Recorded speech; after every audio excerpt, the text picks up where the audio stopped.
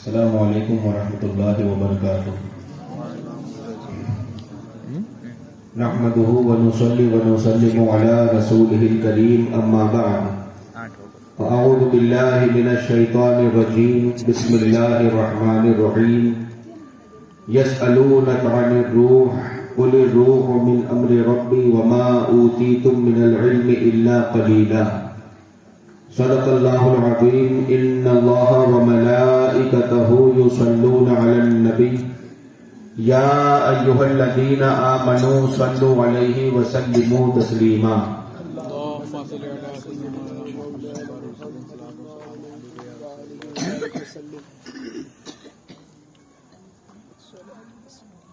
آج ہم لوگ سلطان الاولیاء شہنشاہ اولیاء حضرت شیخ عبد القادر جیلانی غوث اعظم محبوب سبحانی رضی اللہ تعالی عنہ وارضاہ عنا کا ذکر جمیل کرنے کے لیے یہاں پر جمع ہوئے ہیں. ابھی سنا کہ انہی کے نام کا ہم نے لنگر کھایا ہے اور اب جو ان کی سیرت پاک ہے اسے سننے کے لیے ہم جمع ہوئے ہیں. حضور غوث اعظم رضی اللہ تعالی عنہ اولیاء کرام کے سردار کہے جاتے ہیں.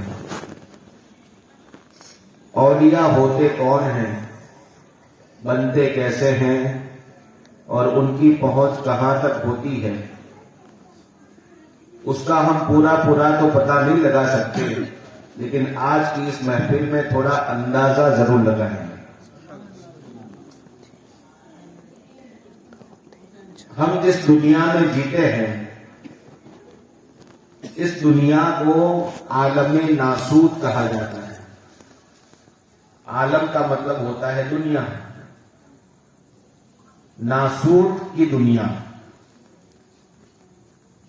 جو ہر انسان دیکھ سکے، جس کی آواز ہر انسان سن سکے، جو محسوس کر سکے، اس کو کہتے ہیں عالم ناسوت.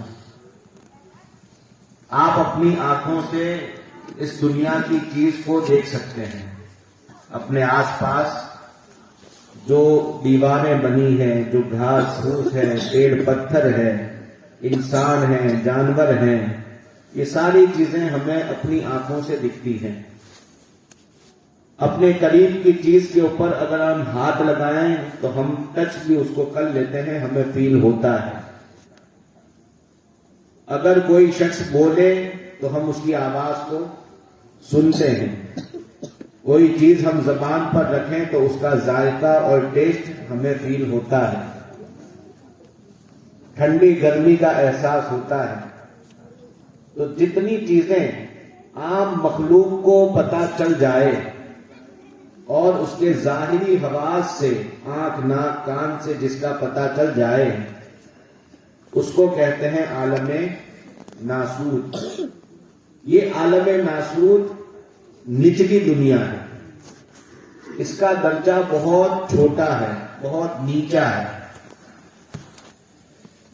اور اس عالم کے علاوہ ایک عالم وہ ہے جو بہت بڑا ہے اور اس کا اندازہ عام انسان لگا نہیں سکتا، اسے عام انسان دیکھ بھی نہیں سکتا.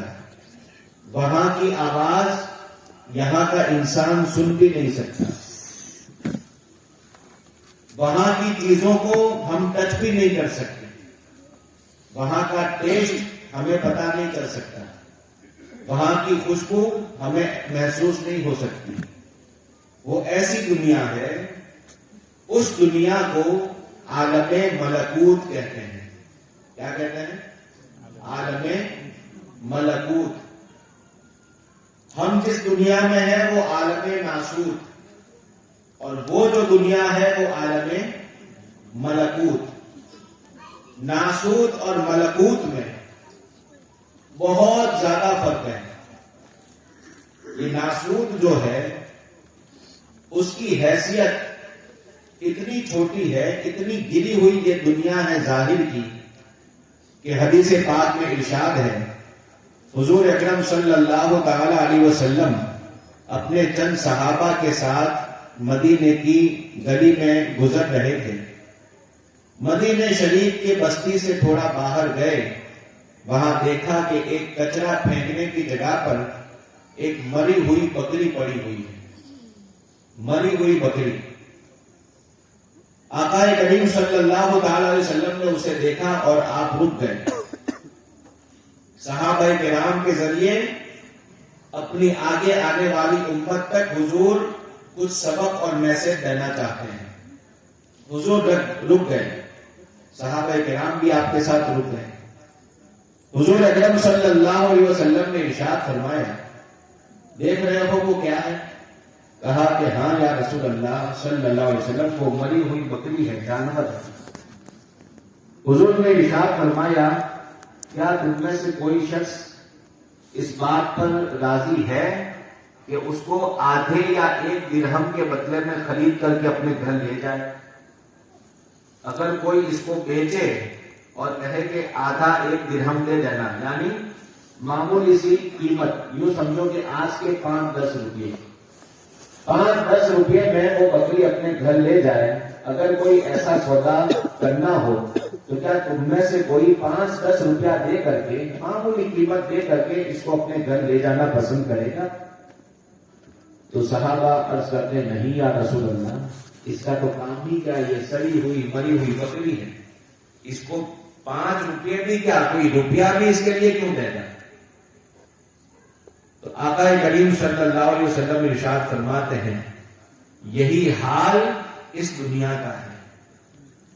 یہ دنیا اس مری ہوئی بکری سے بھی بدتر ہے۔ جن کے پاس عقل اور دماغ ہے وہ اس دنیا کے لیے 1 روپیہ بھی دینا چاہتے نہیں ہیں۔ یہ ایسی مری ہوئی بکری جیسی دنیا کی مثال ہے۔ اور جو پاگل ہو گئے ہیں وہ اس مری ہوئی بکری کی لاکھوں کروڑوں میں قیمت ادا کر رہے ہیں۔ تو یہ پاگلوں کی نشانی ہے کہ سڑی ہوئی چیز کی وہ قیمت ادا کرتے ہیں، اور عقل مندوں کی نشانی یہ ہے کہ وہ سڑی ہوئی چیز کی کوئی قیمت تو کیا مفت میں لینے کے لیے بھی تیار نہیں ہوتے۔ یہ دنیا کی مثال ایسی مثال ہے جو حضور اکرم صلی اللہ تعالی علیہ وسلم نے بتائی۔ یہ ہماری ظاہر کی دنیا ہے۔ اب اس دنیا میں رہ کر کے ہمیں عالم ملکوت کا ایمان بھی رکھنا ہے۔ یہ عالم ملکوت ہے کیا؟ اس کو ایک چھوٹے سے ایگزامپل کے ذریعے میں آپ کو بتاؤں۔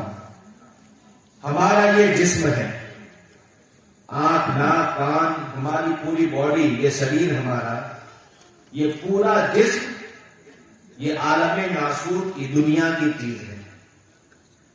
اور ایک وہ چیز ہے جس کی وجہ سے ہمارا جسم زندہ ہے۔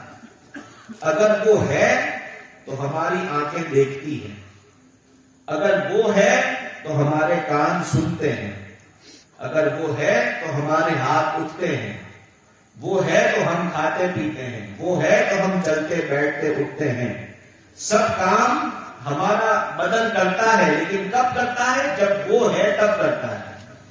جس دن وہ چیز ہم سے جدا ہو جاتی ہے، آنکھیں کھلی ہوتی ہے لیکن ان کو کچھ دکھتا نہیں ہے، کان ویسے ہی ہوتے ہیں لیکن ان کو آواز نہیں آتی، زبان وہی ہوتی ہے لیکن ایک حرف بول نہیں سکتی، ہاتھ وہی مضبوط ہوتے ہیں لیکن ایک لقمہ پکڑ نہیں سکتے، پیر اتنے ہی طاقتور ہوتے ہیں لیکن ایک قدم چل نہیں سکتے۔ سب کچھ سن ہو جاتا ہے، ختم ہو جاتا ہے۔ کیوں؟ اس لیے کہ وہ چیز چلی گئی، نکل گئی۔ کون سی چیز ہے وہ؟ ہماری روح۔ بدن کے اندر جو روح ہوتی ہے، جس کو ہم جان کہتے ہیں، روح کہتے ہیں، وہ چیز جیسے ہی اندر سے نکلتی ہے کہ جتنا ہے سب بیکار ہو جاتا ہے۔ اس سے کیا پتا چلا کہ ہم اس باڈی کی وجہ سے زندہ نہیں ہیں، ہم یہ چہرے اور ہاتھ پیر کی وجہ سے زندہ نہیں ہیں، یہ سب زندہ ہے اندر والی اس روح کی وجہ سے زندہ ہے. اب دونوں میں سے دکھتا کون ہے؟ دکھتا کیا ہے؟ بدن دکھتا ہے. ہر انسان کی باڈی اور جسم دکھتا ہے. آنکھیں دکھتی ہیں، کان، ناک، ہاتھ، پیر، یہ سب دکھتا ہے. بخار آئی تو گرم بھی محسوس ہوتا ہے، ٹھنڈی لگی تو ٹھنڈک محسوس ہوتی ہے. یہ دکھنے والی چیز یہ بدن اور باڈی ہے، اور وہ چیز جو اصل ہے وہ دکھتی نہیں ہے. لیکن جو دکھتی نہیں وہی اصل ہے. اگر وہ ختم تو یہ دکھنے والے کا کوئی کام نہیں. اس کو لوگ کہتے ہیں کہ اب اس کو بھی کیوں پڑا رکھا ہے، جلدی سے جا کر کے دفن کر دو. میری بات سمجھے؟ تو ایک چیز دکھنے والی اور ایک چیز نہ دکھنے والی. دکھنے والی یہ تابع ہے اور نہ دکھنے والی اوریجنل اصل ہے. وہ اوریجنل اصل نہ رہے تو یہ دکھنے والے کا کچھ کام نہیں رہتا ہے. اس سے پتا چلا کہ جو نہیں دکھتا وہ اصل ہوتا ہے. وہ جو اصل چیز ہے جو نہیں دکھتی ہے وہ عالم ملکوت کی چیز ہے. کہاں کی ہے وہ؟ عالم ملکوت کی چیز ہے. اور یہ بدن عالم ناسوت کی چیز ہے. اب اس کو دیکھتے کون ہیں؟ جو عالم ملکوت والے ہوتے ہیں وہ اس کو دیکھتے ہیں. اب یہ عالم ملکوت ہے کیا؟ عالم ملکوت ایسا غائب عالم ہے جو ہماری آنکھوں سے اوجھل ہے. اب سب جانتے ہیں، ہر ایک انسان کا یقین ہے نا کہ ہمارے اندر روح ہے. سب جانتے ہیں، سب کو یقین ہے کہ میرے اندر روح ہے تبھی تو میں زندہ ہوں. سب کو معلوم ہے، سب یقین سے کہتے ہیں کہ روح ہے. اس بات کا یقین ہے. لیکن پوچھو اگر کسی سے کہ کیسی شکل ہے تیری روح کی، دکھتی کیسی ہے تیری روح، تو کوئی بتا سکے گا کہ کس کی روح کیسی دکھتی ہے؟ نہیں. کیا وجہ؟ اس لیے کہ ہم میں سے کسی نے اس کو دیکھا نہیں ہے. اور جب جائے گی تب بھی ہم میں سے کسی کو یہ پتا نہیں چلے گا. یہ روح کا عالم ایسا ہے کہ جو غائب ہے، ہمارے عالم ملکوت کی یہ چیز ہے. اسی طرح دوسرا ثبوت، ہم ابھی بیٹھے ہیں، نیکی کا کام کر رہے ہیں، غوث کی محفل سجائی ہے. ہمارے کاندھے کے اوپر فرشتے ثواب لکھ رہے ہیں. لکھ رہے ہیں. ایک کاندھے کے اوپر گناہ لکھنے والا فرشتہ اور ایک طرف نیکیاں لکھنے والا فرشتہ. ہمارا ایمان ہے کہ نہیں کہ وہ ہیں؟ سب کے ساتھ ہے. لیکن میں کسی سے آپ سے پوچھوں کہ بتاؤ تمہارا فرشتہ کیسا دکھتا ہے؟ نیکی والا فرشتہ کیسا دکھتا ہے؟ کب آیا؟ ابھی بیٹھا ہے یا کھڑا ہے؟ اس کی پین کیسی ہے؟ اس کا چوپڑا کیسا ہے؟ یہ ساری چیزیں اگر پوچھوں کیا کسی کو جواب معلوم ہوگا؟ نہیں. پھر بھی اگر قسم کھلا کر کے پوچھو کہ قسم کھاؤ وہ فرشتہ ہے تمہارے پاس، الحمدللہ ہر مومن قسم کھا کے کہے گا کہ ہے. تو پھر یہ راز کیا ہے؟ یہی ایمان کا راز ہے.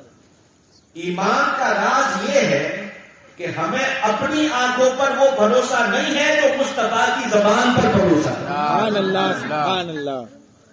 ہم اگر یہ کوئی پوچھے کہ تمہارے گھر میں ابھی تم پروگرام میں نکلتے وقت اپنا بچہ چھوڑ کے آئے تھے، اگر پوچھا جائے کہ وہ بچہ سو رہا ہے یا جاگ رہا ہے تو آپ کہو گے کہ میں جب نکلا تب تو بیٹھا تھا، ابھی پتا نہیں کیا کر رہا ہے. آپ کو اپنی آنکھوں سے دیکھی ہوئی چیز میں شک ہوگا، ڈاؤٹ ہوگا. لیکن اگر یوں پوچھیں کہ بتاؤ فرشتہ نیکی لکھتا ہے کہ نہیں لکھتا، تو آپ یقین سے کہیں گے ہاں ضرور لکھتا ہے.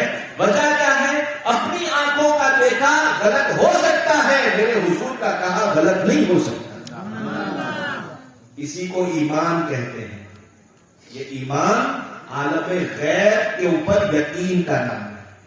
جو چیز ہم نے دیکھی نہیں لیکن پھر بھی دل و جان سے مانتے ہیں، اس کا نام کیا ہے؟ ایمان ہے. یہ اتنی بڑی قیمتی چیز ہے کہ جس کے پاس یہ موجود ہے، ساری کائنات کی سب سے اچھی دولت یہی ایمان ہے. اس ایمان کے بارے میں سیدی سرکار اعلی حضرت ارشاد فرماتے ہیں کہ اے مسلمانوں سونا پاس ہے. تمہارے پاس کیا ہے؟ سونا پاس ہے.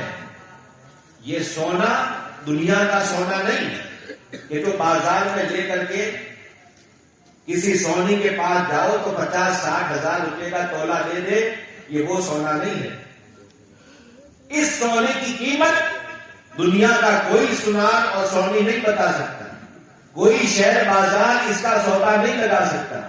دنیا کا کوئی مارکیٹ اس کی قیمت نہیں دے سکتا. اس کی قیمت کون دے سکتا ہے؟ جس کا ذکر قرآن میں آیا. اللہ تعالیٰ ارشاد فرماتا ہے ان اللہ اشترى من المؤمنین انفسهم واموالهم بان لهم الجنہ. اللہ تعالیٰ نے مسلمانوں سے سودا کیا ہے ان کی جان اور مال کا کہ تمہارے پاس وہ قیمتی چیز ہے جس کو دیکھ کر کے میں تمہیں جنت کے محل عطا کروں گا. آپ سوچو کہ ہمارے پاس جو ایمان کا سونا ہے یہ سونا عالم ملکوت کی چیز ہے. کیوں؟ اس لیے کہ یہ بھی دکھتا نہیں ہے کہ کیسی شکل ہے، لیکن اس کی نورانیت اور اس کا پاور اور اس کا فیضان بہت اونچا ہوتا ہے. دنیا کا سونا تو ہاتھ میں ٹکڑے میں آ جاتا ہے، لیکن وہ سونا ایسا ہے جس کے بارے میں حضرت امام سعدی مصری تفسیر جلالین شریف کے حاشیے میں بہت بڑی ایک تفسیر کی کتاب ہے، اس میں ارشاد فرماتے ہیں کہ لو بدا نور ایمان المؤمن العاصی لأضاء ما بین المشارق والمغارب وقال ما بین السماء والارض. ارشاد فرماتے ہیں کہ اگر ایک گنہگار مومن، کون سا مومن؟ ولی صفت نہیں، عالم باعمل نہیں، ایک عام انسان گنہگار مومن، لیکن شرط ہے کہ وہ مسلمان سنی ہو. سنی مومن جو گنہگار ہو، ایسے مومن کا ایمان جو اس کے دل میں اللہ نے رکھا ہے، حضور کی محبت کا جو نور اس کے دل میں ہے، اگر اللہ تعالیٰ کبھی اس کو کھول دے دنیا والوں کے سامنے تو فرماتے ہیں لا اضاء ما بین السماء والارض وما بین المشارق والمغارب. اس گنہگار مومن کے ایک نور کی چنگاری سے دنیا اس کونے سے لے کر اس کونے تک اور آسمان سے لے کر زمین تک صرف اس ایک مومن کے سینے کے نور سے جگمگا اٹھے گی. سبحان اللہ. کس کے ایمان کا یہ کمال ہے؟ گنہگار کے مومن کا کمال ہے. مومن کے نور کا ایمان کا یہ کمال ہے. آپ سوچو کہ گنہگار مومن کے نور ایمان کا جب یہ عالم ہے تو پھر نیکوں کا عالم کیا ہوگا، ولیوں کا عالم کیا ہوگا. اس لیے بتایا جاتا ہے کہ اس ایمان کو سب سے زیادہ حفاظت کی ضرورت ہے. آج ہم نے جس کے بارے میں دھیان دینا چھوڑ دیا ہے، سب سے زیادہ قرآن اور حدیث میں لوگوں کو اسی بات پر تیار کیا گیا کہ کچھ بھی ہو جائے ایمان کو مت چھوڑنا. ایک آقا کریم صلی اللہ علیہ وسلم کی ایک حدیث پاک ہے. حضور اکرم صلی اللہ علیہ وسلم ارشاد فرماتے ہیں من قال لا الہ الا اللہ دخل الجنہ. حضور کی رحمت جوش میں ہے، اللہ کی طرف سے حکم آتا ہے، ایمان کی قدر اور اہمیت بتائی جاتی ہے. حضور فرماتے ہیں من قال لا الہ الا اللہ دخل الجنہ. حضور فرماتے ہیں جس نے دل و جان سے کلمہ پڑھ لیا اور میرے اوپر جس نے سچا ایمان رکھ لیا وہ ضرور جنت میں جائے گا. وہ جنت کا حقدار ہے، وہ ضرور جنت میں جائے گا. حضرت ابو ذر غفاری رضی اللہ تعالیٰ عنہ ایک صحابی، یہ صحابی ایسے تھے جو عمل کے معاملے میں، ویسے تو سارے صحابہ عمل میں بہت آگے ہوتے ہیں لیکن ان کی شان ہی کچھ اور تھی. وہ حلال چیزوں کو بھی چھوڑ دیتے تھے اور وہی کرتے تھے جو مستحب ہوتا تھا، جو سنت ہوتا تھا. حلال اور مباح جس میں ثواب بھی نہ ہو ایسی چیز کو چھوڑ دیا کرتے تھے. وہ حضرت ابو ذر غفاری رضی اللہ تعالیٰ عنہ عرض کرتے ہیں یا رسول اللہ وَإِن زَنَا وَإِن سَرَقَ، کیا بڑے بڑے گناہ کر لیں تب بھی وہ مسلمان جنت میں جائے گا؟ حضور اکرم صلی اللہ علیہ وسلم ارشاد فرماتے ہیں وَإِن زَنَا وَإِن سَرَقَ، ہاں ڈولی جیسے بڑے بڑے گناہ بھی کر لے تب بھی وہ جنت میں جائے گا. یہ ایمان کا کام ہے. پھر حضرت ابو ذر غفاری رضی اللہ تعالیٰ عنہ، پھر آپ کے اندر جو عمل کی کشش تھی اور عمل کا جو جوش تھا کہ ایمان تو وہ ہوتا ہے جو عمل کروائے، کہتے ہیں یا رسول اللہ وَإِن زَنَا وَإِن سَرَقَ، کیا بڑے بڑے گناہ گار ہو جائیں پھر بھی اگر وہ سنی مسلمان ہے تو جنت میں جائے گا؟ حضور فرماتے ہیں ہاں وہ ضرور پھر بھی جنت میں جائے گا. پھر تیسری بار کہا، پھر حضرت ابو ذر غفاری نے کہا کہ کیا یا رسول اللہ بڑے بڑے گنہگار ہوتے بھی وہ جنت میں جائے گا؟ حضور فرماتے ہیں وَإِن زَنَا وَإِن سَرَقَ رَغَمَ أَنْفِ أَبِي ذَرٍ، ابو ذر کی ناک مٹی والی ہو جائے پھر بھی وہ تو جنت میں ضرور جائے گا. فرماتے ہیں یہ محبت کا جملہ تھا جو حضور نے ابو ذر کو عطا فرمایا. تو آپ جب بھی حضرت ابو ذر بعد میں بھی جب تک زندہ رہے جب یہ حدیث بیان کرتے تھے تو خود کہتے تھے رغم انف ابی ذر، چاہے ابو ذر کی ناک پر مٹی لگ جائے پھر بھی مسلمان تو جنت میں جائے گا. اس کا مطلب کیا ہوگا؟ ایمان کی حیثیت بتانا مقصد ہے. یہ حدیث میں یہ نہیں ہے کہ گناہ کرو یہ مقصد ہے معاذ اللہ، ایسا نہیں. حدیث کے اندر ایمان کی اہمیت کو بتایا جاتا ہے کہ گناہ تم سے اگر ہو جائیں تو یہ تو بخشش ممکن ہے اور ہو جائے گی، لیکن اگر ایمان چلا گیا تو اچھے عمل بھی کچھ کام نہیں آئیں گے. اگر ایمان ختم ہو گیا اور معاذ اللہ ایمان اگر چلا جائے اور اچھے سے اچھے عمل ہو جائیں، 5 ٹائم کی نہیں 10 ٹائم کی نماز اگر پڑھنے لگے، داڑھی نہیں گھٹن تک کا داڑھا رکھ لے اہل حدیث کے جیسا، اور چاہے اپنی پیشانی کے اوپر ایک ٹکا نشان نہیں پوری پیشانی اگر کالی کر لے سکتے میں رگڑ رگڑ کر کے، تبلیغ کرتے کرتے پیر گھس جائے، چپولیوں کے ساتھ چلا جائے یا وہابیوں کے ساتھ چلا جائے، اہل حدیث کے ساتھ چلا جائے، ایمان ختم کر دے، حضور کا میلاد نہ منائے، غوث پاک کی نیاز کو نہ مانے، فاتحہ اور بزرگ کو نہ مانے، علم غیب کو نہ مانے، یہ سب چھوڑ دے ایمان کی چیزوں کو اور بس اللہ اکبر نمازیں پڑھتا رہے تبلیغ میں گھر گھر گھومتا رہے، چاہے کتنی بھی محنت کر لے. قرآن سے پوچھو یہ اتنے بڑے عمل کرنے والا کہاں جائے گا؟ تو اللہ تعالیٰ ارشاد فرماتا ہے عاملۃ ناصبۃ تصلی نارا حامیہ، بہت عمل کرنے والا ہو جائے اور بہت مصیبت اٹھا کر کے بھی تبلیغ کرے پھر بھی تصلی نارا حامیہ جائے گا بھڑکتی آگ میں. کیوں جائے گا بھڑکتی آگ میں؟ اس لیے کہ اس کے پاس ایمان نہیں ہے.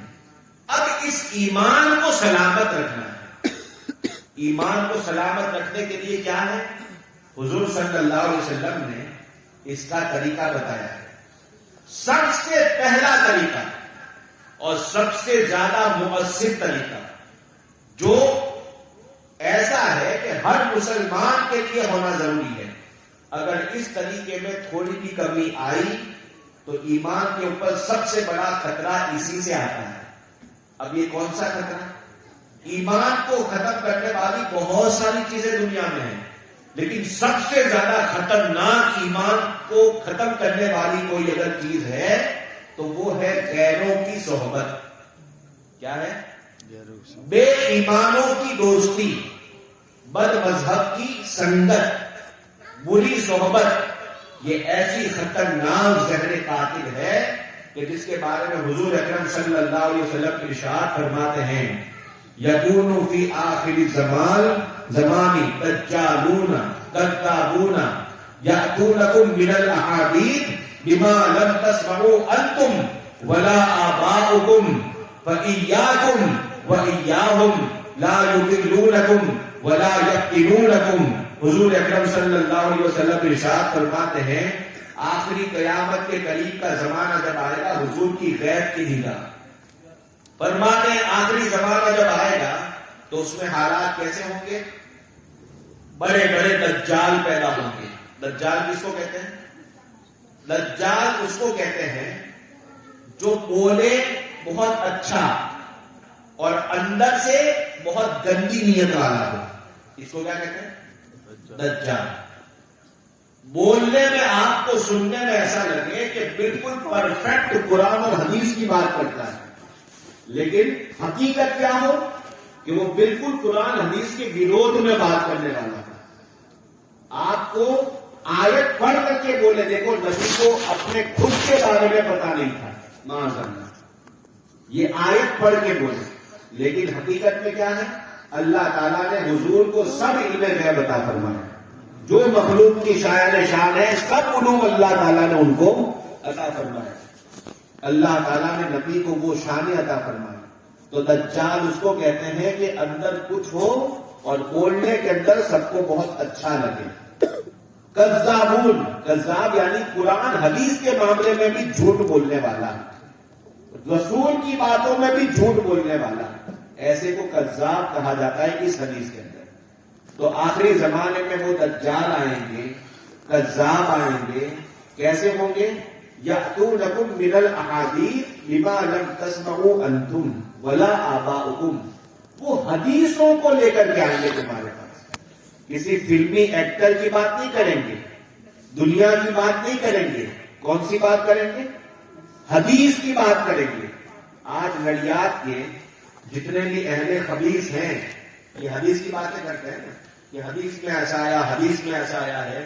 وہ لوگ حدیث کی باتیں کریں گے، حضور فرماتے ہیں، اور حدیثوں کے اندر سے ایسے ایسے ایمان اور عقیدے کے وروਧ کی باتیں نکالیں گے کہ نہ تم نے سنی ہوگی کبھی اپنے بچپن میں، ولا آباؤکم، اور تمہارے باپ دادا میں سے تو کسی نے نہیں سنی ہوگی.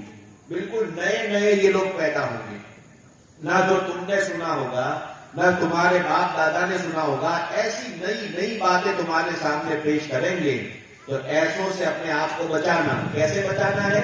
حضور فرماتے ہیں وَإِيَّاكُمْ، ان کو اپنے سے بالکل دور کر دینا. وَإِيَّاهُمْ، اور ان سے خود کو بھی، اپنے آپ کو بھی دور کر لینا. کیسے دور کریں گے؟ اگر سوشل میڈیا پر ان کے گروپ کے اندر اگر آپ ہیں اور اگر یہ بہکانے والا کوئی اس کے اندر ہے، فوراً اپنے آپ لیفٹ ہو جاؤ. اور اگر آپ کے گروپ میں کوئی ایسا آ گیا باقی سب سنتی ہیں تو فوراً اس کو ریموو کر دو. ایاکم و ایاہم، خود بھی ان سے دور رہو اور ان کو بھی اپنے سے دور رکھو. کیوں ایسا کرو گے تو فائدہ کیا ہوگا؟ لا یضلونکم، تمہیں گمراہ نہیں کر سکیں گے. ولا یفتنونکم، اور تمہیں فتنے میں ڈال نہیں سکیں گے. یہ ایمان کو بچانے کا سب سے بہترین طریقہ ہے کہ بد مذہب کی صحبت سے بچنا. حضور سیدی شیخ عبد القادر جیلانی غوث اعظم رضی اللہ تعالیٰ عنہ نے بد مذہبوں کے رد میں اپنی کتابیں لکھی ہیں. غوث اعظم نے، غوث اعظم صرف ہاتھ چموانے والے پیر نہیں تھے. غوث اعظم صرف سر پر جھاڑو مارنے والے پیر نہیں تھے، صرف ہاتھ میں تسبیح گھمانے والے پیر نہیں تھے. ایسے پیر تھے کہ اس زمانے میں غوث اعظم سے بڑا کوئی مفتی بھی نہیں تھا، سبحان اللہ، ان سے بڑا کوئی عالم نہیں تھا. اعلیٰ حضرت ارشاد فرماتے ہیں مفتی شرابی ہے، قاضی ملت بھی ہے. غوث پاک کیسے ہیں؟ مفتی شرابی ہے اور قاضی ملت بھی ہے. علم اسرار سے ماہر بھی ہے عبد القادر. یہ غوث اعظم کی شان ہے. سارے اپنے زمانے کے علماء میں سب سے بڑے مفتی کی ڈگری پر غوث اعظم فائز تھے. تو ولی کون بن سکتا ہے؟ جس کے پاس علم ہو. جس کے پاس علم نہیں وہ کاپو تو ہو سکتا ہے، باپو نہیں ہو سکتا. یہ یاد رکھنا. تمہاری جیب کا کاپو ہو سکتا ہے لیکن حقیقت میں وہ سر پر ہاتھ رکھنے کے لائق باپو نہیں ہو سکتا. یہ ہمیشہ یاد رکھیں. وجہ اس کی کیا ہے کہ علم شرط ہے، اور یہ ہم نے اپنے آپ سے نہیں کہا. غوث پاک فرماتے ہیں، حضرت جنید بغدادی فرماتے ہیں، حضرت شیخ اکبر ابن عربی فرماتے ہیں، حضرت خواجہ غریب نواز فرماتے ہیں، حضرت مخدوم مشرق سمنانی فرماتے ہیں. یہ سارے اولیاء نے کہا ہے کہ بے علم اگر کوئی ولایت کا دعویٰ کرے اور وہ اگر عالم نہ ہو تو سمجھ لینا وہ شیطان کا چیلا ہے. یہ ان کی کتابوں میں لکھا ہوا ہے. اس لیے بد مذہبوں سے بچنا ہمارے لیے سب سے زیادہ ضروری ہے. آج سوشل میڈیا کے اوپر، یوٹیوب کے اوپر طرح طرح کی باتیں ان کی ہم سنتے ہو جاتے ہیں. اپنے عالم کی تقریر اگر ہو تو ہمیں وہ سننے کی فرصت نہیں ہوتی. گھر میں بیٹھ کر کے یوٹیوب کے اوپر جہاں چاہے گم ہو گئے.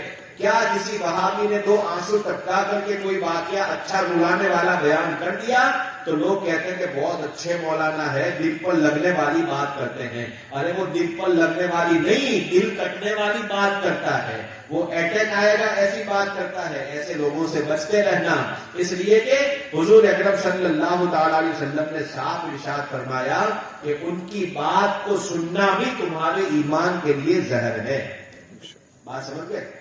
اس لیے اگر کسی عالم کا تمہیں بیان نیٹ پر سننا بھی ہو تو پہلے اپنے اچھے عالم کو پوچھ لو کہ یہ عالم کا سننا کیسا ہے, یہ کیسا عالم ہے. اگر وہ کہے کہ ہاں یہ اپنے والا ہے تب آپ سنیں, اس کے سوا اپنی مرضی سے نہ سنا کریں.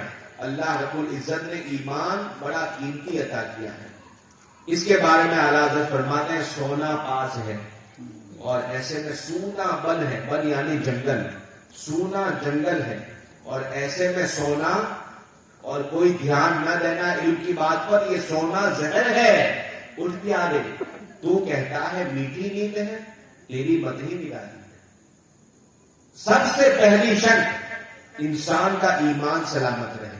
اب بات بہت دور نکل جائے گی, دوسری آگے بڑھاتا ہوں. ایمان کے بعد دوسری چیز علم دین. کیا ضروری ہے؟ علم دین ضروری ہے. جس کے پاس علم نہیں وہ اسی دنیا میں رہ جاتا ہے, عالم ناسوت میں. وہ ملکوت تک کبھی نہیں جا سکتا. جس کے پاس علم نہ ہو وہ انسان کبھی دین کے معاملے میں ترقی کر نہیں سکتا. خود حضور غوث پاک رضی اللہ تعالیٰ عنہ کی آپ سیرت کو دیکھیں. کیا کیا حضور غوث پاک نے؟ غوث پاک کا مرتبہ تو ایسا تھا کہ ماں کے پیٹ سے پیدا ہوتے ہی وہ ولی اللہ تھے. 17 پاروں کے حافظ پیدا ہوئے تھے اور ماں کے پیٹ سے ولی بن کر کے تشریف لائے تھے. ایسے اللہ کے ولی, سلطان الاولیاء. لیکن جب آپ دنیا میں تشریف لائے, آپ کی والدہ نے جب عمر ان کی مدرسے میں پڑھنے کی ہوئی تو کیا کیا؟ بیٹا عبد القادر جاؤ جیلان میں جہاں پر رہتے تھے وہیں پر قریب کے مدرسے میں بھیجا کہ جاؤ جا کر کے سپارہ پڑھو. وہاں جب پڑھنے کے لیے گئے, فرماتے ہیں میں جب پہلے دن پڑھنے کے لیے گیا تو میں نے ایک آواز سنی, ایک سکول ولی اللہ, جگا کرو اللہ کا ولی آ رہا ہے. میں نے پیچھے گھوم کر کے دیکھا تو دیکھنے میں کوئی نظر نہیں آیا مجھے کہ کون بول رہا ہے. پھر پتا چلا کہ یہ میرے ہی بارے میں کہتا ہے. غوث پاک فرماتے ہیں وہ مدرسے کے پہلے دن سے مجھے پتا چل گیا کہ میں اللہ کا ولی ہوں. لیکن وہ اللہ کے ولی فرشتوں نے کس کو کہا؟ اس کے باوجود ایسا نہیں کہ چلو اب سپارہ پڑھنے کی مجھے ضرورت نہیں ہے, مدرسے جانے کی مجھے ضرورت نہیں ہے, اب اپنی خانقاہ لگائی اور نشان نکالے اور یہ سب نکال کر کے اب بیٹھ گئے کہ چلو اب مرید بننا شروع ہو جاؤ. نہیں, غوث پاک نے پڑھنا چالو رکھا, جاری رکھا.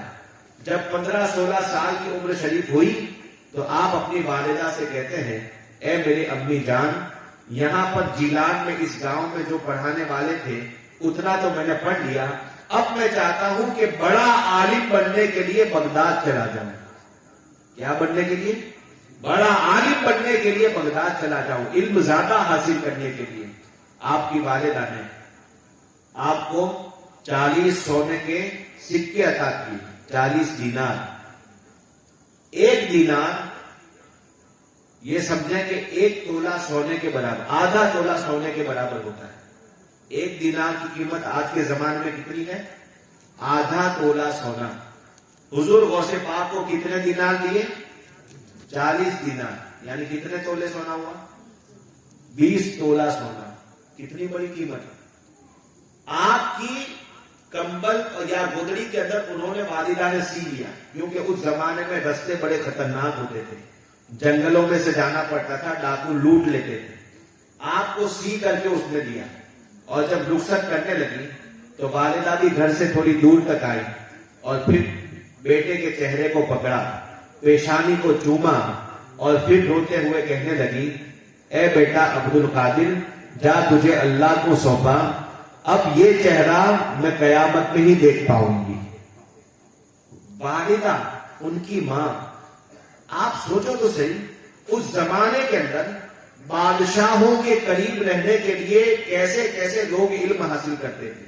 جیسے آج ڈاکٹر انجینئر کی لائن ہے، ویسے اس زمانے میں بھی بڑے بڑے طبیب اور دنیا کی لائن کے ماہر لوگ ہوتے تھے، وہ پڑھائی بھی ہوتی تھی، لیکن غوث پاک کی ماں نے ان کو بادشاہ کا وزیر بنانے کے لیے کوئی دنیا کا نالج نہیں دیا، عالم دین بنانے کے لیے، دین کی تعلیم لینے کے لیے بغداد بھیج رہی ہیں۔ یہ غوث پاک کی والدہ کتنی عظیم و شان والدہ تھی۔ آپ کا نام حضرت فاطمہ ام الخیر۔ پوری زندگی غوث پاک کی ماں نے کبھی کسی غیر مرد کا چہرہ نہیں دیکھا، کبھی کسی گھر کی برائی غوث پاک کی والدہ نے اپنے کانوں سے نہیں سنی۔ پوری زندگی کسی گھر کی برائی اپنے کانوں سے سنی نہیں تھی، اپنی زبان سے کسی کی غیبت پوری زندگی نہیں کی تھی۔ وہ غوث پاک کی ماں تھی۔ آپ سوچو اگر آج ہمارے گھر کی عورتیں غوث پاک کی ماں کے سیرت پاک کے اوپر اگر 10-20% عمل کر دیں، سب سے بڑی خرابی اپنے گھر کی سیریلوں کو چھوڑ دیں۔ سب سے بڑی بگاڑنے والی چیز جس میں دنیا کے ناجائز اور حرام محبت کے نقشے دکھائے جاتے ہیں اور بے پردہ عورت اور مرد کو ملتے ہوئے دکھایا جاتا ہے، ایسی بے حیائی اور بے شرمی والی سیریل اور پکچر کو جوان بیٹی بھی بیٹھی ہے، باپ بھی بیٹھا ہے، بھائی بھی بیٹھا ہے، پورے فیملی والے مل کر کے وہ نقشے دیکھتے ہیں، آئندہ کل کیا ہونے والا ہے اس کا انتظار کرتے ہیں۔ معاذ اللہ ایسا برسوں تک جس گھر میں چلتا ہو، اگر اس کی بیٹی 15, 16, 18 سال کی جوان ہو کر کے اگر کسی غیر کے ساتھ چلی جائے اور فون پر بات کرنے لگے، گھر والوں کی عزت کی خرابی ہو جائے، تو پھر سوچو کہ کوسنا اور ڈانٹنا کس کو چاہیے؟ کیا غلطی اس لڑکی کی ہے یا اس سے پہلے تمہاری غلطی؟ تم نے گھر کا ماحول بنایا کیسا؟ بے حیائی والے ڈرامے سامنے بٹھا کر کے تم نے دکھائے، اس پر ہنسی مذاق تم نے کیا، سیریلوں کا انتظار تم نے کروایا، اور یہ سارے کام کاج تم نے کیے، اور اب جب وہ بھاگنے کی تیاری پر ہے تو تم مولانا کو ڈھونڈ رہے ہو کہ اس کے لیے تعویذ بنا دو۔ ارے تعویذ بنانے سے پہلے اس کے بچپن سے تمہیں اپنے آپ پر کنٹرول رکھنا چاہیے تھا۔ اگر خود کنٹرول میں رہ کر کے شرم و حیا کے ساتھ گھر میں جیتے، قرآن کے اندر تفسیر کا درس اگر تمہارے گھروں میں ہوتا، اگر تمہارے گھروں کے اندر اسلامی چیزیں اگر تعلیمات دی جاتی، حیادار ماحول ہوتا، تو قسم خدا کی وہ کسی دنیا کی ایکٹر کے پیچھے چل کر کے گنہگار اور تمہاری ناک کٹوانے والی لڑکی نہیں ہوتی، بلکہ حضرت فاطمہ زہرا کے نقشے قدم پر چل کر کے تمہارے لیے آخرت میں جنت کا مقام طے کروا دیتی۔ سبحان اللہ، اپنی اولاد سے نعرے رسالت یا رسول اللہ، اپنی اولاد سے اگر اچھا فیوچر چاہتے ہو تو اپنے اوپر کنٹرول کرنا پڑے گا، ان کو کنٹرول میں رکھنا پڑے گا۔ ایسی بے حیائیاں دنیا میں نہیں آتی ہے۔ آپ پڑھائیں، دنیا کی لائن پڑھائیں یا کچھ بھی کریں، لیکن دین اتنا ضرور سکھائیں کہ اپنے مذہب کی پوری تعلیم رہے، اپنی غیرت کا اس کو خیال رہے، اپنی شرم و حیا کا اس کو خیال رہے۔ ایسے ماحول میں کبھی نہ جائے جہاں پر بے پردگی ہوتی ہو، ایسی پارٹیوں سے دور رہے جہاں پر اس کو کپڑے آدھے کرنے کے اوپر مجبور کیا جاتا ہو، جہاں دوپٹہ پہننے میں لڑکیاں شرماتی ہو، ایسی کی طرف جانے کے لیے ایک سب سے پہلا ایمان ضروری ہے۔ ایمان کے بعد پھر دوسرا نمبر علم کی ضرورت ہے۔ حضور غوث پاک رضی اللہ تعالیٰ عنہ بغداد کی طرف چلے، 40 ڈاکوؤں نے آپ کے ہاتھ پر اسلام قبول کر لیا، ابھی صرف پڑھنے جا رہے ہیں۔ اسی دوران پڑھ کر کے جب عالم بن جائیں گے پھر تو پتا نہیں کیا ہے، لیکن ابھی پڑھنے جا رہے ہیں اور 40 ڈاکوؤں نے اسلام قبول کر لیا۔ یہ غوث اعظم کے پڑھنے کا زمانہ ہے۔ آپ وہاں گئے، پڑھنے کے ٹائم پر کبھی کبھی حضور غوث پاک فرماتے ہیں 3 دن نکل جاتے ہیں. مجھے کبھی یاد آیا کہ میں نے 20 دن تک ایک دانہ اپنی زبان پر نہیں رکھا. کتنے دنوں تک؟ 20 دنوں تک. حضور غوث پاک فرماتے ہیں جن کی کرامتیں آج آپ سنتے ہیں، ذرا ان کی محنتوں کو بھی دیکھیں کہ محنتیں انہوں نے کتنی کی. فرماتے ہیں ایک بار ایسا ہوا کہ چکر آنے لگے، اتنی بھوک تھی، لیکن قسم خدا کی کبھی کسی کے سامنے سوال کا ہاتھ نہیں بڑھایا. کبھی کسی کو غلط مسئلہ بتا کر کے امیر کو خوش کر کے میں نے پیسہ نہیں دیا. کبھی کسی کو تعویذ دے کر کے میں نے اس کی قیمت نہیں دی. خاندانی سادات میں سے تھے. کیسے تھے؟ حسنی سید تھے اور حسینی بھی سید تھے. ایسے سادات میں سے تھے. اور مادر زاد یعنی کہ ماں کے پیٹ سے بڑی بن کر کے پیدا ہوئے تھے. اس کے باوجود بھی تعویذ ڈورے کے ذریعے پیسہ نہیں کمایا، بلکہ اس زمانے میں فرماتے کہ ایک وقت ایسا آیا کہ 15 سے 20 دن نکل گئے، میں نے ایک دانہ کھایا نہیں تھا. میں کہیں دجلہ کے کنارے پر نکلا. کہاں؟ ندی کے کنارے پر، کہ جہاں پر لوگ اپنا گھر کا بچا کچا کھانا پھینک آتے تھے، وہاں نکلا. دیکھو بلیوں کے بادشاہ، ان کی یہ سیرت ہے کہ جہاں پر لوگ کچرا پھینکتے تھے وہاں نکلا. کیوں؟ تاکہ دیکھوں کہ اگر کچھ اس میں سے کھانے کے لائق ہو تو چن کر کے وہ کھا کر کے اپنا پڑھنے کا چالو رکھوں، پڑھائی کو چالو رکھوں. پڑھائی میں کیا کر رہا تھا؟ مسئلے مسائل پڑھاتے تھے اور نماز روزے کے مسائل سیکھتے تھے، نکاح طلاق کے مسائل سیکھتے تھے. یہ عالم کورس اور مفتی کورس چل رہا تھا. حدیث اور تفسیر کا درس لے رہے تھے. اس وقت آپ فرماتے کہ میں جب جا کر کے دیکھا تو میں نے دیکھا کہ مجھ سے پہلے 20 یا 40 بغداد کے اولیاء پہلے سے اس انتظار میں ہیں. ان کو بھی انتظار ہے کہ کچھ ملے اور ہم کھائیں. تو کہا کہ اگر کچھ آئے گا بھی تو یہ ان کے پاس سے لپک کر کے چھین کر کے میں کھا لوں، یہ کیسا لگے گا؟ آپ واپس آ گئے. واپس آ کر کے کہتے ہیں کہ اب میں آ کر کے مسجد میں بیٹھ گیا. مسجد میں بیٹھا ہوں، اچانک ایک انسان آیا، مسافر باہر کا تھا. وہ پارسل لے کر کے آیا، باہر کی کسی ہوٹل سے پارسل لے کر کے آیا. اس نے مسجد میں نکال کر کے کھانا شروع کیا. فرماتے ہیں میں بیٹھا تھا، پوری مسجد میں ہم دونوں کے سوا کچھ کوئی نہیں تھا. اب اس کے اندر گوشت کا سالن گرم گرم تھا، اس کی خوشبو آ رہی تھی اور گرم گرم روٹی کی خوشبو آ رہی تھی. بھوک 20 دن کی لگی. اب سوچو تو صحیح، جب بھوک کی وجہ سے اس کی خوشبو تیز میری ناک میں محسوس ہوئی. فرماتے ہیں کہ اس وقت میں نے دیکھا کون ہے، تو دیکھا کہ وہ گرم گرم نوالا اپنے منہ میں لے جاتا ہے. جب پہلی بار اس نے نوالا ڈالا تو میرا منہ بھی کھل گیا. بھوک اتنی کہ کھل گیا، اس کا احساس تک نہ رہے، اس طرح سے کھل گیا.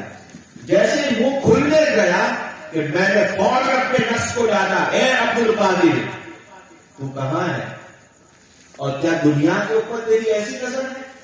چل چھوڑ اس کو، دنیا کیا ہے، لگ جا اللہ کی راہ میں.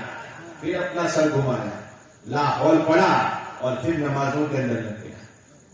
لیکن اس وقت بھی اس بندے کے سامنے دوسری نظر دیکھا بھی نہیں کہ یہ کیا کر رہا ہے اور کیا کھا رہا ہے. اتنے میں اس انسان نے، میں اپنا وظیفہ پڑھ رہا تھا، اس انسان نے مجھے دیکھا تو بلایا انسانیت کے ناطے، مسلمان ہونے کے ناطے کہ آؤ بھائی آپ بھی میرے ساتھ کھانا کھانا.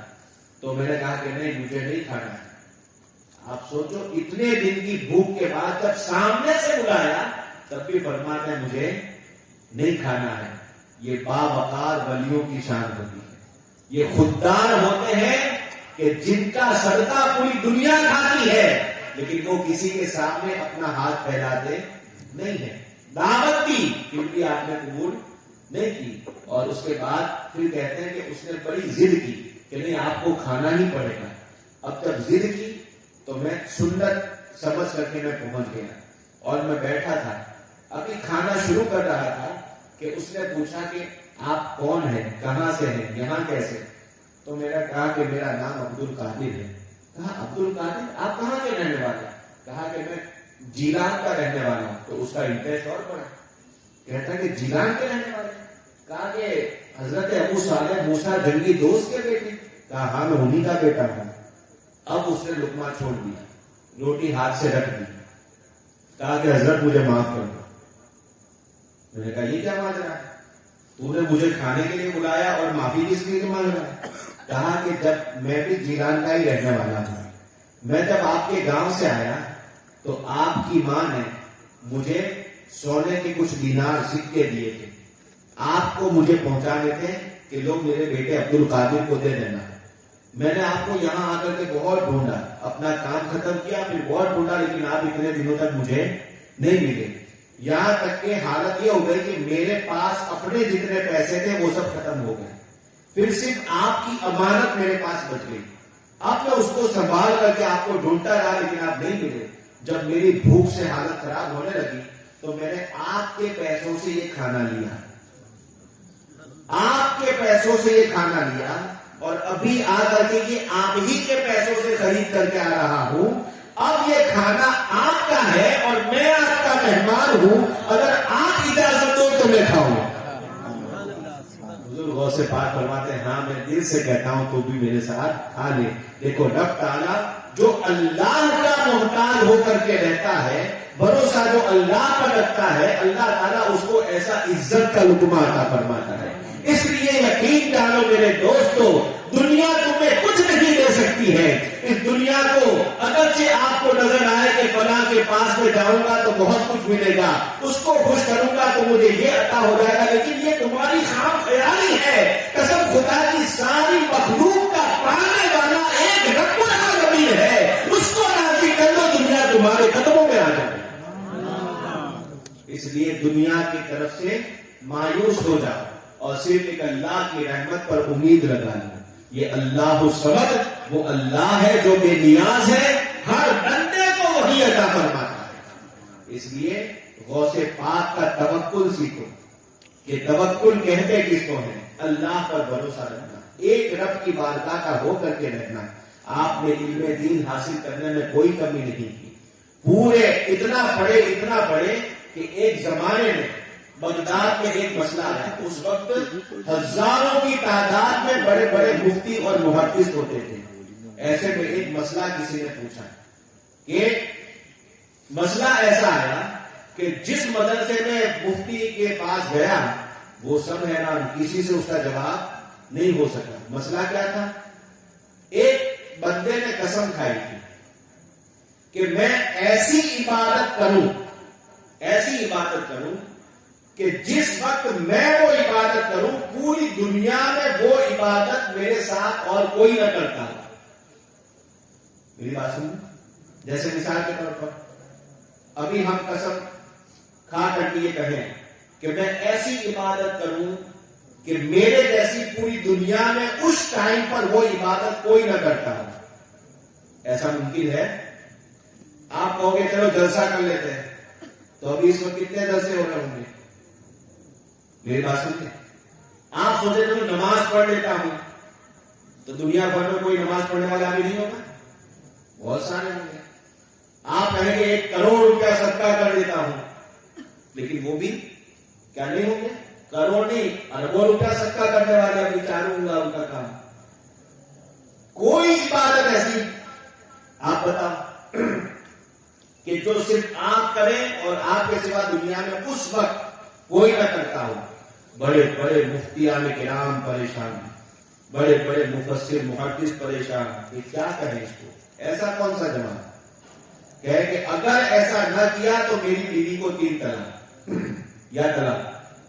اب اس زمانے کے لوگ بڑے اللہ سے ڈرنے والے ہوتے تھے, طلاقیں کھیل نہیں سمجھتے تھے. اگر کبھی بول بھی دیا تو اس کو بچانے کے اندر رہتے تھے کہ کس طرح بچ جائے. اور عورتیں بھی بڑی با وفا ہوتی تھی, وہ ہمیشہ اپنے شوہر کی خدمت میں رہنا پسند کرتی تھی. ایسا نہیں کہتے تو گیا تو دوسرا, معاذ اللہ, ایسا ان کی بے حیائی کا معاملہ نہیں ہوتا تھا. عورت اور مرد دونوں ایک دوسرے کے وفادار ہوتے تھے. کبھی غصے کی حالت میں کچھ بول دیا اب اس کو بچانے کے چکر میں پھنس جاتے تھے کہ کس طرح سے یہ رشتہ بچ جائے.